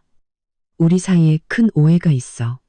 걔가 화난 건 알지만 나 정말 걔 사랑해. 이런 일로 우리 관계를 포기할 순 없어. 우리 엄마도 잘못했다고 사과하고 싶어 하신다고 전해줘. 제발 기회 한 번만 달라고. 이 글을 보며 제 마음은 아무런 동요도 없이 오히려 웃음이 나올 뻔했습니다. 사랑? 그의 사랑이라는 게 정작 중요한 순간에는 제가 모욕당하는 걸 방치하고 나중에는 이 모든 걸 오해와 이런 일로 치부하는 것이라면 그런 사랑은 너무나 값싸고 가소로웠습니다. 저는 수진이에게 무시하고 차단하라고 했습니다. 진정한 폭풍은 결혼식이 끝난 지 사흘째 되던 날 강씨 집안에 닥쳤습니다. 그날 오전 저는 서재에서 이혼 시 재산 분할과 귀책 사유 인정에 관한 법률 조항을 찾아보고 있었습니다. 이 변호사님이 전문가시지만 저 또한 아무것도 모르는 채 휘둘리는 바보가 되고 싶지 않았기 때문입니다. 적을 알아야 백전백승이니까요. 아빠가 문을 두드리고 들어오셨습니다. 얼굴에는 희미한 쾌감이 서려 있었죠. 지현아, 방금 이 변호사한테 전화 왔어. 내용 증명은 이미 등기로 발송됐다고 하네. 아마 오늘 오후면 강씨 집에 도착할 거야. 저는 컴퓨터를 덮고 고개를 끄덕였습니다. 드디어 시작이군요. 이 내용 증명은 제가 강씨 집안에 쏘아 올린 첫 번째 신호탄이자 휴전의 끝과 본격적인 반격의 시작을 알리는 것이었습니다. 이 변호사님은 뭐라고 하세요? 제가 물었습니다. 아주 강경해. 아빠가 제 맞은편에 앉으셨습니다. 내용 증명에는 강씨 집안이 결혼식에서 보인 행동이 사기에 해당하며 너의 명예와 인격을 심각하게 훼손했고 혼인 파탄의 직접적인 원인을 제공했다고 명시했어. 그래서 그들에게 결혼식 관련 비용 중 우리 측 부담액의 절반과 정신적 피해 보상금 1억 원을 배상하라고 요구했지. 그리고 그들이 준 예단비 5천만 원은 귀책 사유로 인해 반환하지 않겠다고도 했고 마지막으로 7일 내로 답변하지 않으면 즉시 소송을 제기할 거라고 했어. 저는 조용히 들었습니다. 예상했던 결과였죠. 경제적 보상도 중요하지만 그보다 그들의 행동에 법적 대가를 치르게 하고 도의적으로 완전히 설 자리를 잃게 만드는 것이 더 중요했습니다. 두고 보자. 아빠가 냉소하셨습니다. 김미숙 그 여자 성격에 내용 증명 받으면 길길이 날뛸 게 뻔해. 역시나 오후 서너 시쯤 저희 집 유선 전화가 날카롭게 울렸습니다. 엄마가 발신 번호를 확인하고는 제게 눈짓하셨습니다. 모르는 번호였지만 지역 번호가 찍혀 있었죠. 저는 받으라고 하고 스피커폰을 켰습니다. 전화가 연결되자마자 김미숙의 익숙하면서도 날카로운 목소리가 폭죽처럼 터져나왔습니다. 분노와 불신이 가득했죠. 박지연 바꿔. 당장 바꾸라고. 아주 하늘 무서운 줄 모르고. 너희 박씨 집안이 감히 우리를 고소해. 내용 증명. 너희들 양심도 없냐. 엄마가 심호흡을 하고 차분하지만 단호한 목소리로 말했습니다. 김미숙 씨, 소리 지르지 마세요. 내용 증명 받으셨으면 내용이나 제대로 읽어보세요. 어느 쪽이 양심 없는 짓을 먼저 했는지 똑똑히 쓰여 있으니까요. 그렇게 많은 사람들 앞에서 내 딸 결혼 자금을 강탈하려던 건 당신들이었잖아요. 이제 와서 우리가 법적으로 권리를 찾겠다는데 뭐가 문제죠? 개소리. 무슨 강탈이야. 나는 발표한 것뿐이야. 박지연 걔가 전에 동의했던 거라고. 걔가 말을 바꿔놓고 결혼식장에서 미친년처럼 웨딩드레스를 찢어서 우리 집안 망신시킨 건데 내가 아직 당신들한테 따지지도 않았어. 그런데 감히 적반하장으로 나와? 어림없어. 그 예단비 5천만 원. 한 푼도 빠짐없이 돌려내. 그리고 결혼식 손실도 다 당신들이 배상해. 김미숙의 목소리는 흥분으로 거의 찢어질 듯했습니다. 저는 참지 못하고 수화기를 향해 차갑게 말했습니다. 김미숙 씨, 저는 일부러 거리감 있는 호칭을 썼습니다. 카톡 대화 기록이 명백하게 남아 있어요. 제가 돈 빌려달라는 요구를 분명히 거절했다는 증거 말이에요. 당신이 결혼식에서 거짓말을 하고 여론을 이용해 저를 압박하려 한 건 부정할 수 없는 사실입니다. 내용 증명은 시작에 불과해요. 우리 조건을 받아들이지 않으면 법정에서 봅시다. 판사님이 당신의 억지를 믿을지, 제 손에 있는 증거를 믿을지 한번 보자고요. 제 목소리를 듣자 김미숙은 잠시 주춤하더니 이내 더욱 격분했습니다. 박지연, 너 드디어 목소리 내는구나. 이 배은망덕한 것. 우리 강씨 집안이 너한테 뭘 잘못했는데, 민준이가 널 얼마나 좋아했는데 네가 어떻게 걔한테 이럴 수가 있어. 그깟 돈 몇 푼 때문에 우리를 벼랑 끝으로 몰아? 너 양심도 없냐? 돈 몇 푼.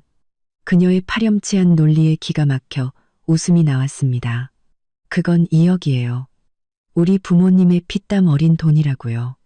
바람에 날려온 돈이 아니에요. 그리고 강민주는 그가 당신이 저를 모욕하는 걸 뻔히 보면서도 방귀 한 번 못 끼고 서 있었을 때부터 저를 좋아한다고 말할 자격이 없어요. 김미숙 씨, 잘 들으세요. 이 일은 협상의 여지가 없어요. 내용 증명대로 하든가 아니면 법정에서 보든가 둘 중 하나를 선택하세요. 너. 김미숙은 아마 평생 이렇게 단호하게 반박당해 본 적이 없었을 겁니다. 특히 자신이 마음대로 주무를 수 있다고 생각했던 며느리에게는요. 그녀는 화가 나서 말을 잇지 못했습니다. 좋아, 박지연. 소송을 걸겠다고? 우리 강씨 집안도 끝까지 가주지. 어디 세상에 우리 말 들어주는 데가 없나 보자. 너희 박씨 집안이 돈 많다고 유세야? 돈 많으면 우리 같은 서민들 막 괴롭혀도 돼? 내가 인터넷에 다 폭로할 거야. 너희 집안의 추악한 민낯을 세상 사람들이 다 보게 할 거라고. 마음대로 하세요. 저는 더 이상 그녀와 말 섞기 싫었습니다. 폭로하고 싶으면 얼마든지 하세요. 마침 잘 됐네요. 사람들이 직접 판단하게. 과연 누가 결혼식장에서 며느리 결혼 자금을 대놓고 강탈하려 했는지, 어느 집안이 탐욕스럽고 계산적인지 말이에요. 지금 이 통화 녹음 중입니다. 당신의 방금 발언도 증거로 변호사에게 제출하겠습니다. 말을 마치자마자 저는 그녀의 반응을 기다리지 않고 엄마에게 전화를 끊으라는 신호를 보냈습니다. 뚜뚜. 통화 종료음이 들리고 세상이 조용해졌습니다. 엄마가 한숨을 쉬며 가슴을 쓸어내리셨습니다. 저 김미숙이라는 여자, 정말 막무가내구나. 말도 안 통해. 저는 오히려 침착했습니다. 저 여자가 저럴수록 우리한테 유리해요. 변호사들은 상대방이 이성적이고 침착한 걸 더 두려워하거든요. 저런 감정적인 반응은 자기들이 얼마나 비논리적이고 막무가내인지만 증명해주는 꼴이에요. 예상대로 강 씨 집안은 완전히 뒤집어졌습니다. 나중에 강 씨 집안의 먼 친척이자 저희 엄마와 가깝게 지내는 아주머니 한 분이 몰래 엄마에게 전해주신 말에 따르면 김미숙은 내용 증명을 받자마자 집에서 울고불고 난리를 치며 컵을 집어던지고 박 씨 집안이 파렴치하다, 제가 사악하다, 강민준이 마누라 하나, 간수 못하는 무능한 놈이라고 욕을 퍼부었다고 합니다. 강민준의 아버지 강성국 씨는 평소에는 그럭저럭 성실해 보였던 사람이었는데 이번 일로 완전히 패닉에 빠졌다고 합니다. 그는 평생 소송에 휘말릴 거라고는 상상도 못했을 겁니다. 내용 증명의 엄중한 문구와 법률 조항들을 보고 손까지 떨었다고 하죠.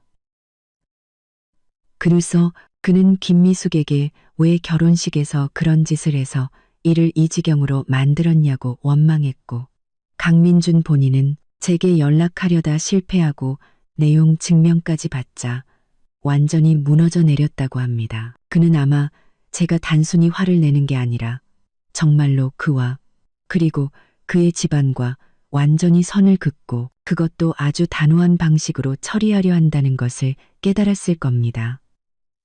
그 아주머니는 강민준이 구석에 앉아 머리를 감싸쥐고 있는 모습이 아주 불쌍해 보였다고 했습니다. 불쌍하다고? 그 얘기를 듣고 제 마음은 차갑게 식어 있었습니다.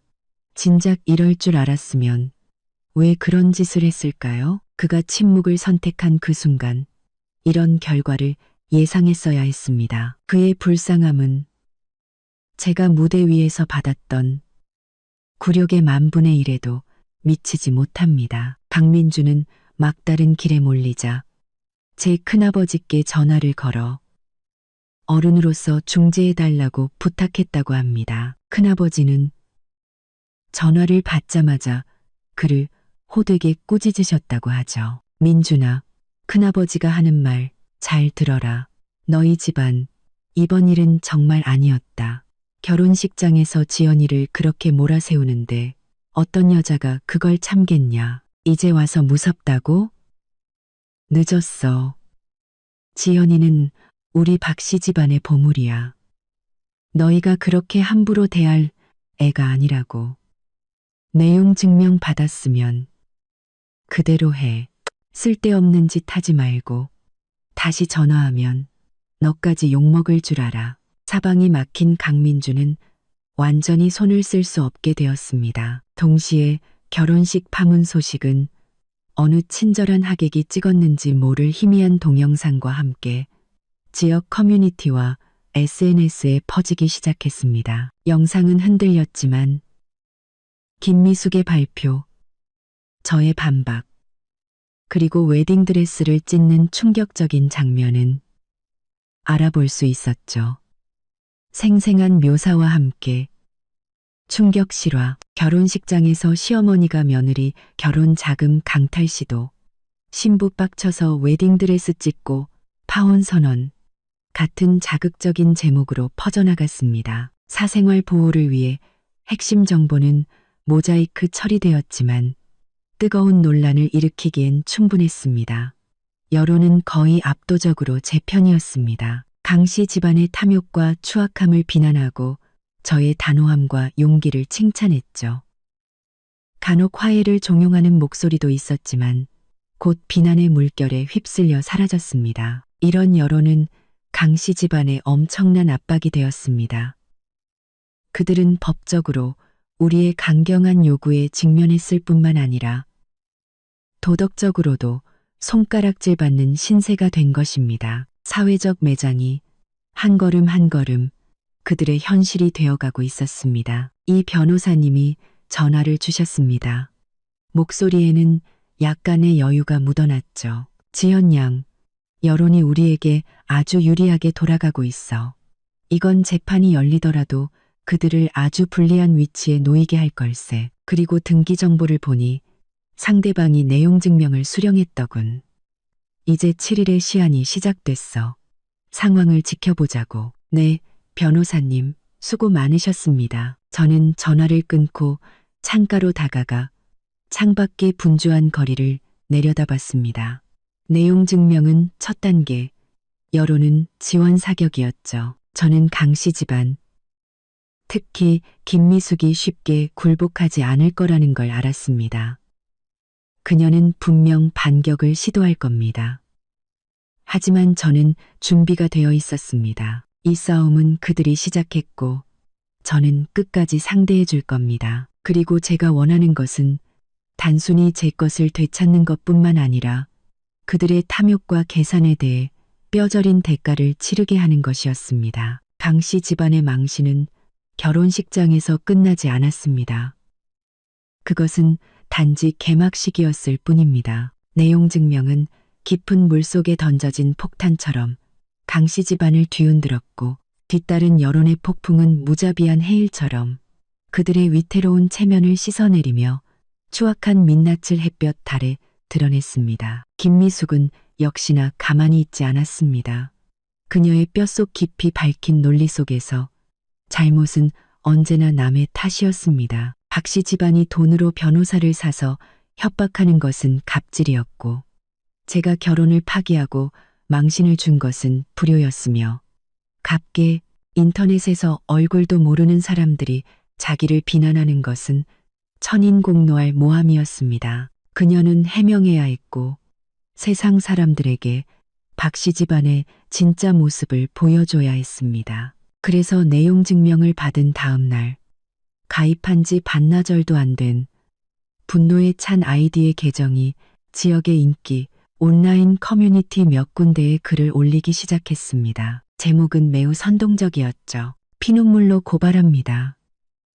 악독한 부잣집 딸, 결혼식장에서 웨딩드레스 찍고 변호사 동원해 시댁 협박 중.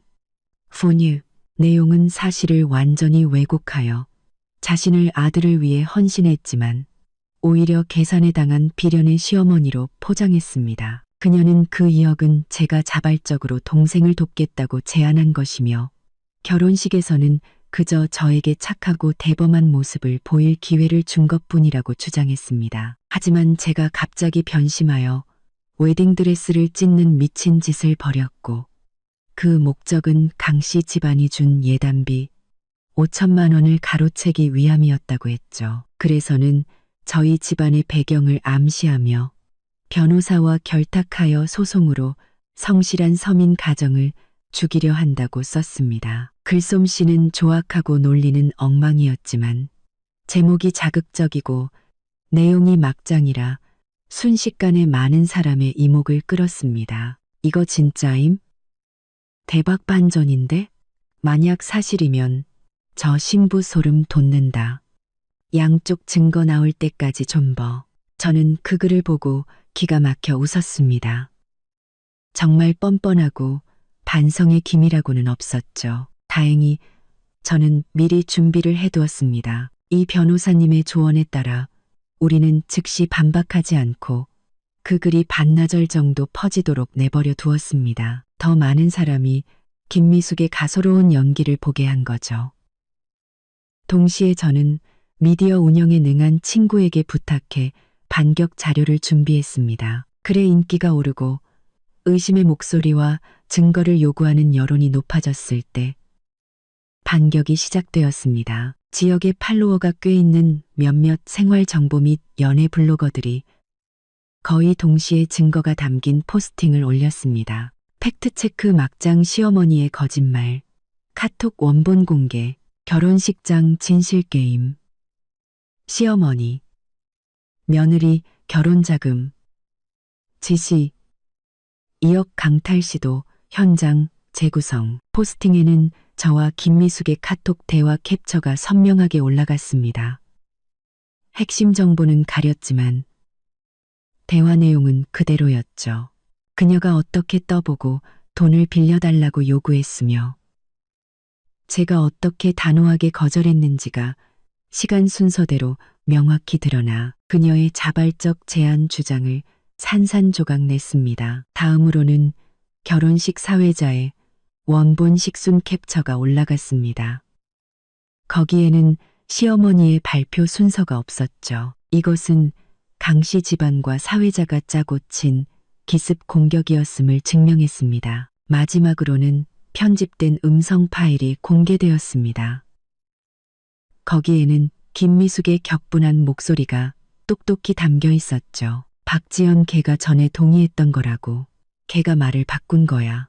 그 예단비 5천만 원. 한 푼도 빠짐없이 돌려내. 내가 인터넷에 다 폭로할 거야. 너희 집안의 추악한 민낯을. 이것은 그녀가 저희 집에 전화했을 때 제가 녹음했던 내용이었습니다. 그녀의 목소리만 있었지만 그녀가 얼마나 막무가내로 적반하장의 태도를 보이는지 명백히 드러났죠. 이 포스팅들은 명백한 증거와 논리적인 설명으로 김미숙의 허술한 고발글을 박살냈습니다. 여론은 순식간에 압도적으로 기울었습니다. 와, 저 시어머니 진짜 양심 없다. 카톡 증거가 있는데도 거짓말을? 녹음 들어보니 완전 막무가내네. 신부님 힘내세요. 허우, 저런 집안은 사회적으로 매장시켜야 함. 네티즌들의 힘은 대단했습니다. 곧 강씨 집안의 더 많은 정보가 인터넷에 퍼졌죠. 강민준이 다니는 회사 이름, 강민우의 이름과 그의 여자친구가 SNS에 올렸던 사진들까지 공개되었습니다. 불길은 현실로 번졌습니다. 강민준은 회사에서 동료와 상사의 이상한 눈초리를 받으며 마마보이라는 조롱의 대상이 되었습니다. 인사팀에서는 그에게 개인적인 문제가 회사 이미지에 영향을 줄 수 있다며 경고까지 했죠. 그는 엄청난 스트레스 속의 일도 제대로 못하고 급격히 수척해졌습니다. 시동생 강민우는 꿈이 산산조각난 최대 피해자였습니다. 집 문제로 결혼을 망설이던 그의 여자친구는 이 모든 진실과 막장 시어머니의 존재를 알게 된 후 SNS에 장문의 글을 올리며 이별을 통보했습니다. 제 웨딩드레스를 찢어서 진실을 알려주신 박지현님께 감사합니다.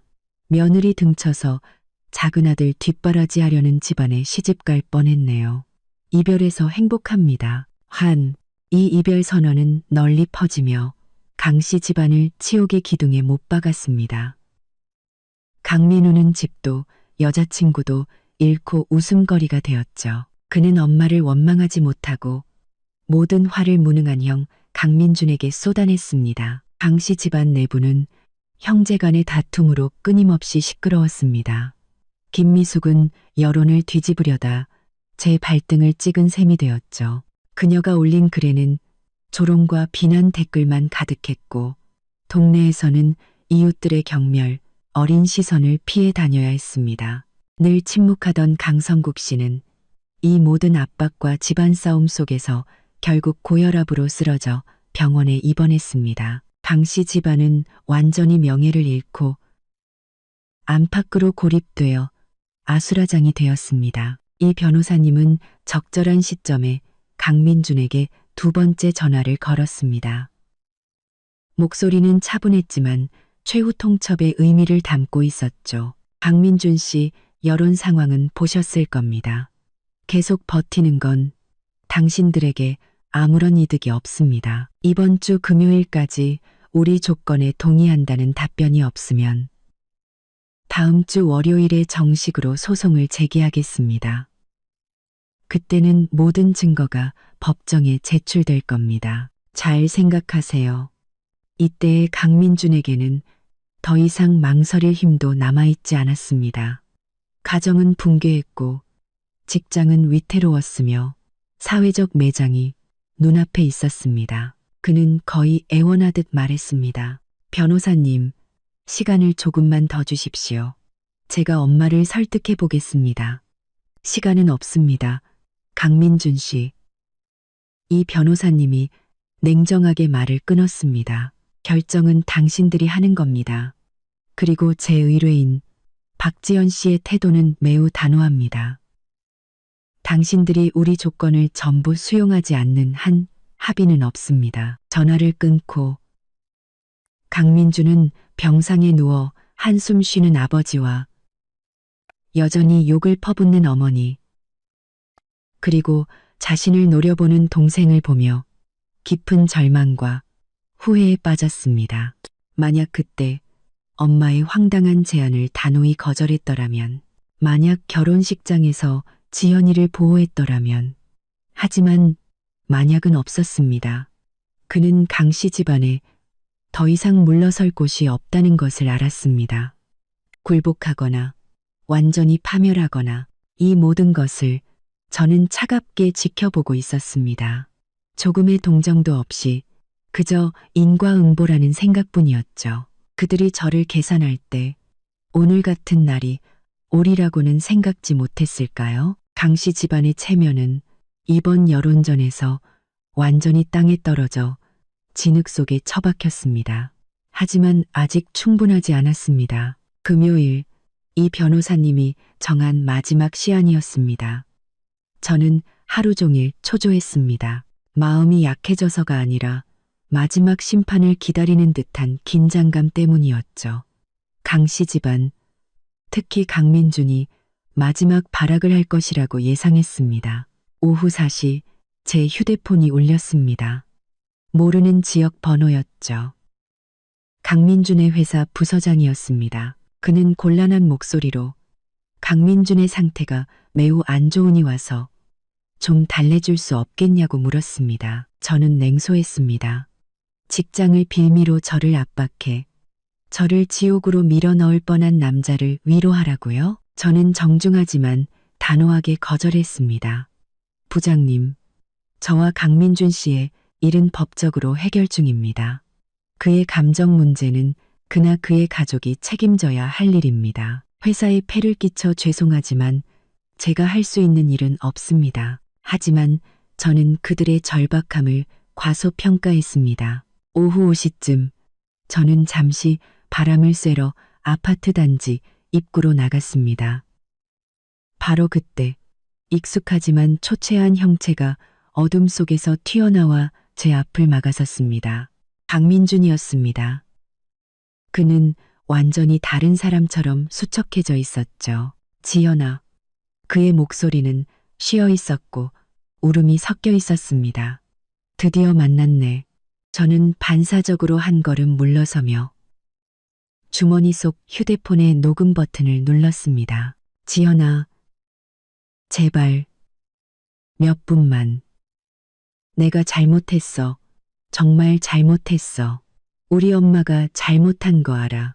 하지만 이미 벌어진 일이잖아. 우리 서로 그만 괴롭히면 안 될까?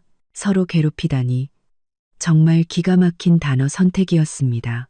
강민준, 처음부터 끝까지 나를 괴롭힌 건 당신들 집안이었어. 자업자득을 해놓고 이제 와서 서로라니. 그는 다급하게 고개를 끄덕였습니다. 그래, 우리 집 잘못이야.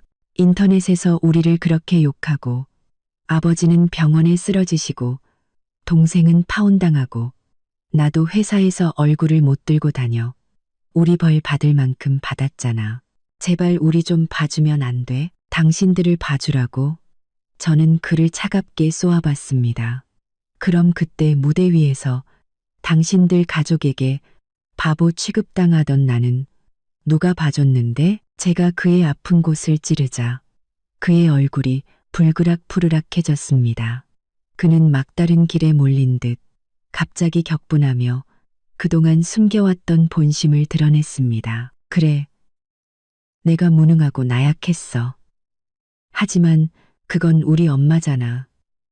날 키워주신 엄마인데 내가 어떻게 그 많은 사람들 앞에서 엄마랑 싸워. 그래, 우리 집이 내 돈 2억 탐냈어. 근데 그게 뭐 어쨌다고. 너희 집은 돈 많잖아. 2억이면 너한테는 명품 가방 몇 개 안 사는 거잖아. 내 동생 좀 도와주면 어디 덧나. 가족끼리 서로 돕고 사는 거잖아. 넌 꼭 그깟 돈 때문에 이렇게 피를 봐야겠어? 모든 사람들이 우리를 비웃어야 속이 시원해? 그는 마침내 본색을 드러냈습니다. 그 파렴치한 말들이 얼음 섞인 비수처럼 제 가슴에 밝혔습니다. 마지막 남았던 일말의 연민마저 산산조각 났죠. 아, 그의 마음속에서 우리 집 돈은 탐내도 되는 것이었고 제 결혼 자금은 빼앗아도 되는 그깟 돈이었습니다. 저는 오히려 차분해졌습니다. 극도의 냉정함이 분노를 대신했죠. 강민준, 잘 들어. 첫째, 우리 집 돈은 우리 부모님이 피땀 흘려 번 돈이야. 당신들이 탐낼 이유 없어. 둘째, 그 2억 내가 길바닥에 버릴지언정 당신들 같은 탐욕스러운 족속들한테는 10원 한 장 안 줘. 셋째, 당신들이 나를 계산하기 시작한 순간부터 우린 가족이 아니었어. 넷째, 피를 본다고? 맞아. 당신들이 나를 계산하기 시작한 순간부터. 하지만 죽는 건 당신들처럼 파렴치한 물고기뿐일 거야. 제 말에 강민주는 멍하니 서서 새하얗게 질린 얼굴로 아무 말도 못했습니다. 그는 제가 이렇게까지 단호할 줄은 몰랐을 겁니다. 그리고 강민준, 불쌍한 척하지 마. 당신 엄마가 소중하면 우리 엄마는 안 소중해. 힘들게 키운 딸을 당신들 집에 보내서 그런 모욕이나 당하라고? 그게 당신이 말하는 사랑이야? 정말 값싸다. 지금 내 꼴을 봐. 직장도 잃게 생겼고 집안은 풍비박산 났지. 온 동네 웃음거리가 된 기분이 어때? 이 모든 건 너랑 내 좋은 엄마가 자초한 일이야. 다시는 나 찾아오지 마. 역겨우니까. 할 말 있으면 내 변호사한테 해. 말을 마친 저는 더 이상 그의 비참한 모습을 보지 않고 아파트 안으로 들어왔습니다. 경비 아저씨가 이미 이쪽으로 다가오고 있었죠. 등 뒤에서 강민주는 벽에 기댄 채 얼굴을 감싸쥐고 절망적인 울음소리를 내는 것 같았습니다. 저는 단 한 번도 뒤돌아보지 않았습니다. 집에 돌아와 저는 녹음 파일을 이 변호사님께 바로 전송했습니다. 이 녹음 파일은 특히 강민준이 이성을 잃고 내뱉은 그 진심은 이 변호사님께 날카로운 칼이 되어줄 것이고 법정에서 그들의 위선을 벗겨낼 결정적인 증거가 될 것이었습니다. 굴이 난 그날 밤 이 변호사님은 내일이 마지막 기한인데 그들은 결국 눈물을 봐야 정신을 차릴 모양이군. 소송 자료 준비하지. 라고 메시지를 보내셨습니다. 저는 네, 계획대로 진행해 주세요. 라고 답했습니다. 이 소동도 이제 끝이 보였습니다. 강민준과의 그 역겨운 대치 이후 저는 남은 모든 에너지를 소송 준비와 새로운 삶을 계획하는 데 쏟았습니다. 이력서를 새로 쓰고 헤드헌터를 통해 새로운 직장을 알아봤죠. 그 짧았던 결혼 생활은 제 이력에서 완전히 지워버리기로 했습니다. 이 변호사님의 지도 아래 결혼식에 들어갔던 모든 비용 영수증을 꼼꼼히 정리했습니다. 호텔 계약금, 웨딩업체 잔금, 식대, 드레스, 예물 등 우리 집에서 부담한 부분과 강 씨 집에서 부담한 부분을 명확히 구분했죠. 제가 이렇게 제 인생의 방향을 바로잡고 있을 때 강 씨 집안의 폭풍은 내부 갈등의 폭발로 새로운 정점을 찍었습니다. 그 폭풍의 중심에는 모든 계산의 원인이었던 시동생 강민우가 있었죠. 강민우의 인생은 며칠 만에 신혼집을 갖고 결혼을 앞둔 예비 승자에서 나락으로 떨어졌습니다. 여자친구는 SNS에 이별을 공표한 뒤 모든 연락을 끊었고 직장에서는 형수 돈으로 집 사려던 놈이라는 낙인이 찍혀 동료와 상사에게 외면당했습니다. 모든 것을 잃은 그는 그 분노와 원망을 이 모든 사태의 원흉인 어머니 김미숙과 무능한 형 강민준에게 쏟아냈습니다. 그날 밤 강민우는 집에서 사소한 일로 폭발했습니다. 그는 김미숙에게 이게 다 엄마 때문이야. 엄마가 그깟 면子때문에 며느리 쥐락펴락하려고 그 짓만 안 했어도 집은커녕 내 인생을 다 망쳐놨어. 라고 소리쳤습니다. 김미숙은 내가 다 너 잘되라고 그런 건데 라며 울부짖었지만 분노한 강민우는 식탁을 엎어버렸습니다. 소란에 나온 강민준에게도 불똥이 튀었죠. 형은 또 뭐야? 마누라 하나 간수 못해서 집안을 이 꼴로 만들어? 이 무능한 놈아. 내가 무능하다고? 강민준도 쌓였던 울분을 터뜨렸습니다. 엄마랑 너만 아니었어도 내가 그깟 돈 때문에 이 결혼을 했겠어? 이 지경까지 왔겠냐고. 집안의 기생충은 너잖아. 형제는 서로에게 욕설을 퍼부으며 주먹 다짐 직전까지 갔습니다. 김미숙은 바닥에 주저앉아 서로를 원망하는 두 아들을 보며 처음으로 진짜 공포와 후회를 느꼈습니다. 그녀가 그토록 지키고 싶었던 모든 것을 통제하고 있다고 믿었던 가족이 그녀의 탐욕 때문에 완전히 무너져 내린 것입니다. 이 소란은 결국 이웃의 신고로 경찰이 출동하고서야 멈췄습니다. 이 사건 이후 강씨 집안은 회복 불가능한 균열을 맞았습니다. 강민우는 폐인처럼 술과 게임에 빠져 살았고 김미숙은 기력을 잃었으며 강민주는 영혼 없는 사람처럼 회사를 오갔습니다. 이 변호사님은 내부 갈등이 심화될수록 그들은 더 빨리 굴복할 겁니다. 소송장은 월요일에 접수합니다. 라고 하셨습니다. 저는 네 라고 짧게 답했습니다. 그들의 비극에 저는 아무런 감정도 느끼지 않았습니다. 그들이 심은 악의 씨앗이 이제야 열매를 맺은 것뿐이니까요. 월요일 이 변호사님의 예고대로 소장이 법원에 접수되었고 거의 동시에 법원의 출석 요구서가 강씨 집안에 송달되었습니다. 이것은 강씨 집안의 위태로운 방어선을 무너뜨리는 마지막 지푸라기였습니다.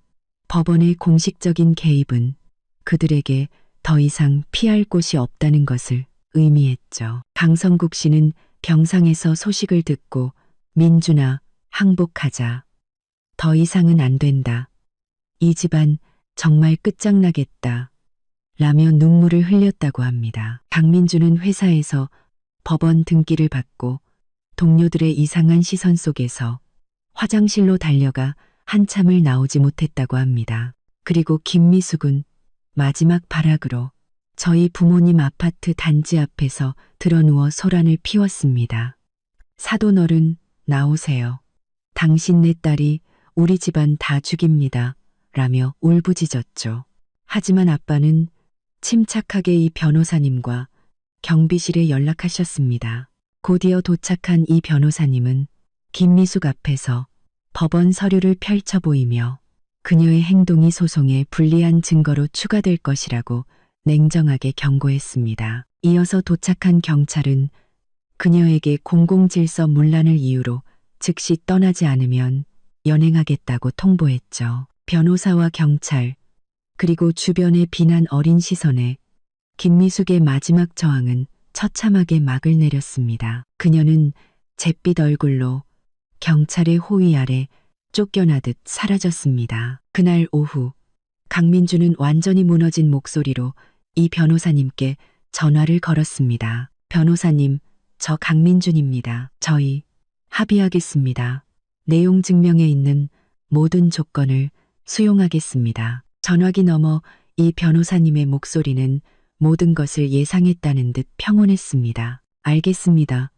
강민준 씨.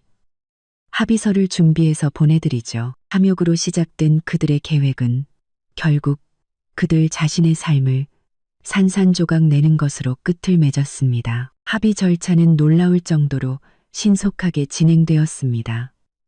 강씨 집안은 어떤 이유도 제기하지 않았죠. 그들은 집을 담보로 대출을 받고 김미숙은 아끼던 금팔찌까지 팔아서 배상금 1억 8천만 원을 마련했습니다. 돌려받지 못할 예단비 5천만 원까지 합쳐 총 2억 3천만 원. 그들 집안에게는 뼈를 깎는 고통이었을 겁니다. 은행에서 입금 알림을 받았을 때 제 마음은 기쁨보다는 평온함으로 가득 찼습니다. 이것은 단순히 돈을 되찾은 것이 아니라 결혼식장에서 모욕당했던 저 박지현의 짓밟힌 자존심을 되찾은 것이었습니다. 법원에 가서 소송 취하 신청을 하고 그 육중한 문을 나서는 순간 햇살이 눈부시게 쏟아졌습니다.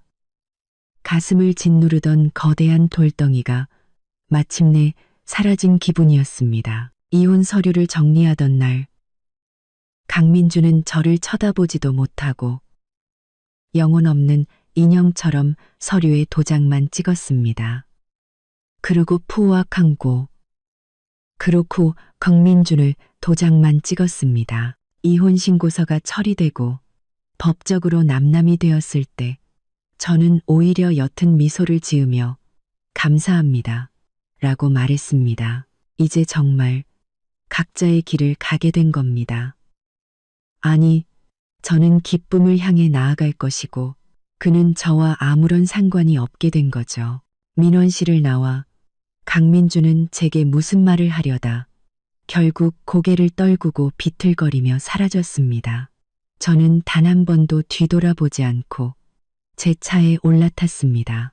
경쾌한 음악을 틀고 저는 강씨 집안이라는 악몽의 그림자가 더 이상 없는 저의 새로운 미래를 향해 차를 몰았습니다. 그 역은 제 통장에 고스란히 남아 있었습니다. 저는 그 돈의 일부로 최고의 경영자 과정에 등록했습니다. 제 자신에게 하는 최고의 투자라고 생각했죠. 남은 돈은 전문가에게 맡겨 안정적인 장기 투자를 시작했습니다. 곧 좋은 소식도 들려왔습니다. 이전에 지원했던 원래 다니던 회사보다 훨씬 전망 좋은 대기업에서 합격 통보를 받은 것입니다. 직급과 연봉 모두 파격적인 조건이었죠. 저는 지난 시간 동안 단련된 단단한 마음과 전문성으로 새로운 회사에서 빠르게 인정받았습니다. 가끔 강씨 집안의 소식이 들려왔습니다. 강민주는 결국 회사에서 권고사직을 당하고 작은 도시로 내려가 평범한 직장인이 되었다고 합니다. 강민호는 여전히 변변한 직업 없이 지내고 있고 김미숙은 그 충격으로 건강이 나빠져 예전처럼 동네에서 큰 소리치지 못한다고 합니다. 그들의 비극은 그들 스스로가 자초한 결과였습니다. 저는 더 이상 그들에게 아무런 감정도 낭비하지 않았습니다. 3년이 흘렀습니다. 저는 지금 서울에서 가장 높은 빌딩의 최상층 사무실에서 발 아래 도시의 풍경을 내려다보고 있습니다. 제 명함에는 마케팅 총괄 팀장 박지연이라고 쓰여 있죠. 3년 전의 악몽은 바쁘고 충실한 삶 속에서 희미해졌습니다.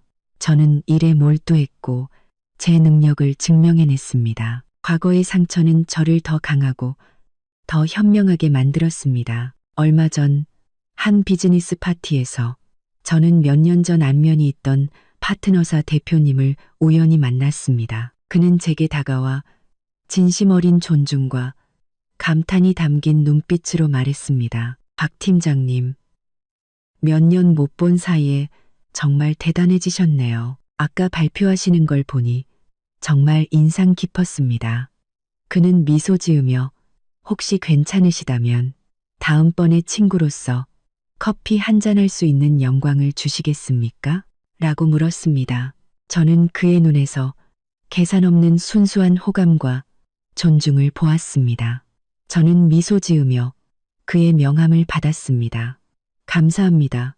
대표님, 연락드리겠습니다. 오한 그와의 만남이 어떻게 될지는 모르겠습니다. 하지만 저는 이제 저와 같은 수준의 진심으로 저를 존중해주는 사람을 만날 자격이 있다는 것을 압니다. 정저로 첸지커루 청사로 집으로 돌아오는 길, 우연히 웨딩드레스 샵의 쇼윈도를 보았습니다. 조명 아래 반짝이는 순백의 드레스들. 3년 전이었다면 가슴이 아팠을 그 풍경이 이제는 아무렇지도 않았습니다. 제가 찢어버린 것은 웨딩드레스가 아니라 거짓과 계산으로 포장된 허울뿐인 관계였습니다. 저는 그 2억 원뿐만 아니라 제 인생의 주도권을 지켜냈습니다. 그리고 그 돈은 제가 더 강하고 독립적인 박지연으로 다시 태어나는 데 쓰인 가장 가치 있는 종잣돈이 되었습니다. 신호가 바뀌고 저는 엑셀을 밟았습니다. 백미러 속의 웨딩드레스 샵은 순식간에 멀어져 밤의 어둠 속으로 사라졌습니다. 제 앞길은 환하게 빛나고 있었고 그 길 위에서 저 박지연은 더 이상 누구에게도 휘둘리지 않는 저만의 멋진 미래를 향해 당당하게 나아갈 것입니다.